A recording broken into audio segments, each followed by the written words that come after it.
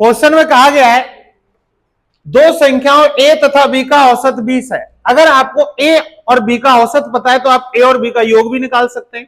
a तथा b का योग निकालने के लिए यानी कि आपके पास संख्या कितनी हो गई 2 और 2 का औसत से मल्टीप्लाई करेंगे तो योग आ जाएगा। तो मैं यहां से a b का योग निकाल सकता हूं। a तथा b का योग, a तथा b का योग जो आया बेटा मेरे पास कितना आ गया 2 इंटू 20 बराबर 40 आ गया। ऐसे ही मैं b तथा c का औसत निकाल सकता हूं। b तथा c का योग निकाल सकता हूं। अब यहां से b तथा c का योग कितना आ जाएगा मेरे बेटाओ 2 इंटू 19 38 आ जाएगा।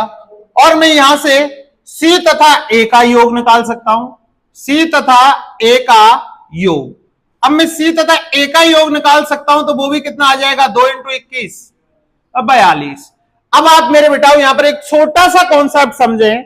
संख्याएं देखो a कितनी बार है 2 बार, b कितनी बार है 2 बार और c कितनी बार है 3 बार। यानी कि मैं इसको लिख सकता हूं 2a plus b plus c बराबर 40 प्लस 38 प्लस 42 लिख सकता हूं। और मैं यहां से इसको लिख सकता हूं a plus b plus c बराबर 40 और 40 80 80 और 40 120 अपॉन 2 यानी कि कितना आ गया आपके पास 60। यानी कि मेरे पास a plus b plus c की वैल्यू कितनी आ गई मेरे बेटाओ a plus b plus c की वैल्यू कितनी आ गई 60। अब क्वेश्चन वाले ने आपसे जो पूछा है वो हम यहां से निकाल सकते हैं।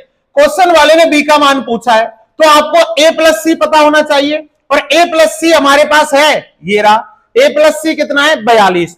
तो मैं b बराबर लिखूं तो 60 माइनस 42 बराबर 18। तो b की वैल्यू कितनी निकल के आ गई मेरे पास